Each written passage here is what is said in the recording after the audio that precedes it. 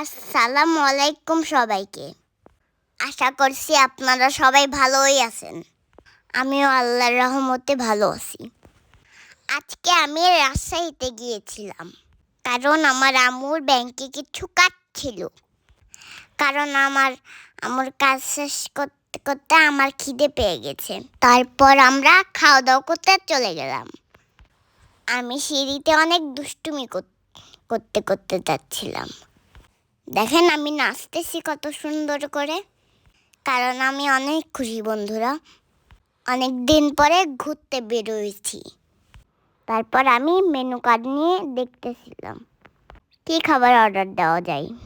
তারপর একটা বিফ মশলা, একটা এগ ফ্রাইড রাইস, এবং একটা সালাদ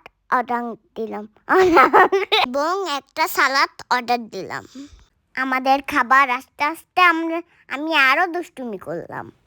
এই রেস্টুরেন্টটা অনেক সুন্দর, আমার অনেক ভালো লেগেছে এই রেস্টুরেন্টটা। পাশেই দেখতেছিলাম একটা ঘোড়ার গাড়ি। তারপর আমি একটু জেদ করলাম, জেদ করে ঘোড়ার গাড়িতে একটু চড়তে চাইলাম, কারণ আমি অনেক দুষ্টু। একটা ছেলে চড়তেছিল বলে তাকে দেখে আমি ঘোড়ার গাড়িতে চড়তে চাইলাম অনেক। তারপর একটা আঙ্কেল আমাকে ঘোড়ার গাড়ি এনে দিল। তখন আমি ঘোড়ার গাড়িতে উঠে মহা খুশি। তখন আমাকে একটা আন্টি এসে বলল, তুমি এত কিউট কেন? আমি আন্টিকে একটা থ্যাংক ইউ দিয়ে নিলাম, কারণ আন্টিটা আমাকে অনেক কিউট বলেছে। আমাকে কেউ কিউট বলে আমি অনেক খুশি হই। ঘোড়ার গাড়িতে অনেক মজা করতেছিলাম, দুষ্টুমি করতেছিলাম, অনেক জোরে জোরে দোলনা খাচ্ছিলাম। তারপর আমাদের খাবার চলে আসলো, আমরা হাম গুপচুম করে খাচ্ছিলাম। এখন আমি কত সুন্দরভাবে খাচ্ছি। আর আমার ওখানে ছিল চিংড়ি। আমার এই ভাতটা অনেক পছন্দ। এটা ফ্রাইড রাইস, এটা আমার আম্মু রান্না করতে পারে। এটা আমার ফেভারিট খাবার। আমি খাচ্ছিলাম আর সবাই আমাকে দেখতেছিল। আমি অনেক লজ্জা পাচ্ছিলাম যে এই আঙ্কেলটা আমাকে ঘোড়া এনে দিল না। আমি আমি বলতেই চাচ্ছিলাম না, আমি অনেক লজ্জা পাচ্ছিলাম। এখানে আমার আম্মু গেছিল, আমি গেছিলাম, নানাই গেছিল। আমরা তিনজন মিলে অনেক মজা করে খাচ্ছিলাম। আমি দেখতেছিলাম আশেপাশে সবাই খাওয়া দাওয়া করতেছিল। তারপর আমি আমার আম্মুকে তারপর বললাম, আমাকে একটু পানি দাও। দেখুন আমি একাই গ্লাস ধরে পানি খেতে পারি, আর কালকে আমি গ্লাসও ভেঙে ফেলছিলাম। তারপর আমাদের খাওয়া দাওয়া শেষ হলো। এখন আমরা সিঁড়ি দিয়ে নেমে যাচ্ছিলাম, একটু দুষ্টুমি করে নেমে যাচ্ছিলাম। আমার লাফালাফি দৌড়াদৌড়ি অনেক ভালো লাগে করতে। আমি দেখতেছিলাম কত নিচে আসতেছি আমি। তারপর আমি রাস্তা দিয়ে আগেই চলে যাচ্ছিলাম, উপরে একটু দেখলাম আমি কত উপরে ছিলাম। তারপর এইখানে আমি একটা বাংলাদেশের পতাকা দেখলাম। বাংলাদেশকে অনেক ভালোবাসি, আর তার সাথে আরেকটা পতাকা বাঁধা ছিল।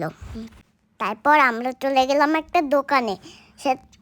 সেই গ্লাসটা আমি খুলতে চেষ্টা করতেছিলাম। তারপর আমার নানাই খুলে দিল। এই দোকানে অনেক সুন্দর সুন্দর জিনিস ছিল।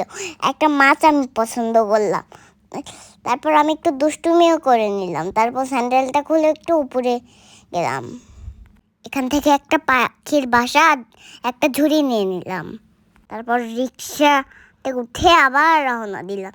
তারপর আমি ফুলগুলো দেখতেছিলাম, আমার সঙ্গে একটু ঝগড়া করতেছিলাম, বলতেছিলাম এরকম সুন্দর করে আমাদের বাসায় গাছ লাগাতে পারো না? ছাদে, নিচে, সব জায়গায় সুন্দর লাগবে, আর আমাদের রুমটা দেখতে একটু পাল্টেও যাবে। রাস্তার লাইটগুলো অনেক সুন্দর। আমি দেখে তো বলতেছিলাম এত সুন্দর লাইট কেন? এগুলো বাসায় কি আমাদের কিনতে পারে না?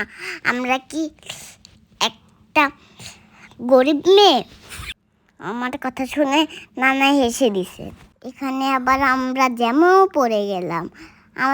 আমাদের সামনের গাড়িটা তো সরছিলই না। আমরা জ্যামে বসে আকাশ আর চাঁদ দেখতেছিলাম। আমাদের গাড়ি তো একবারে যাচ্ছিলই না। এত জ্যাম আমি কোথাও দেখিনি। আমি রাগ করে আম্মুর সঙ্গে একটু ঝগড়া করলাম।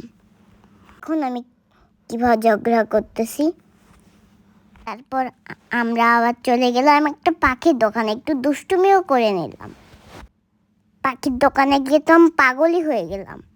এত পাখি দেখে তো আমি পাগলই হয়ে গেলাম। এখানে অনেক সুন্দর সুন্দর পাখি ছিল, একটু হাত তো দিচ্ছিলাম, উড়ে যাচ্ছিল বারবার। আমি সব পাখিদের একটু একটু একটু করে হাত দিচ্ছিলাম, সবাই উড়ে যাচ্ছিল। তখন আমার চোখে পড়লো একটা টিয়া পাখি। এখানে দেখে নিলাম অল্প একটু বিড়ালও আসে, একটু বিড়ালের সাদা গায়ে একটু হাতও দিয়ে নিলাম।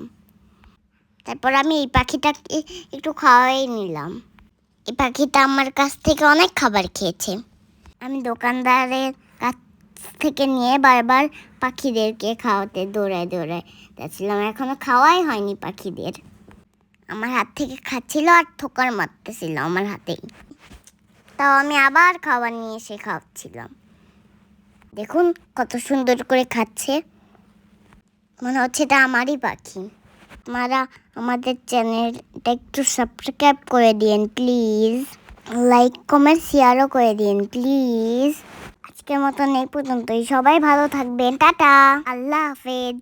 আমার জন্য অনেক দোয়া করবেন।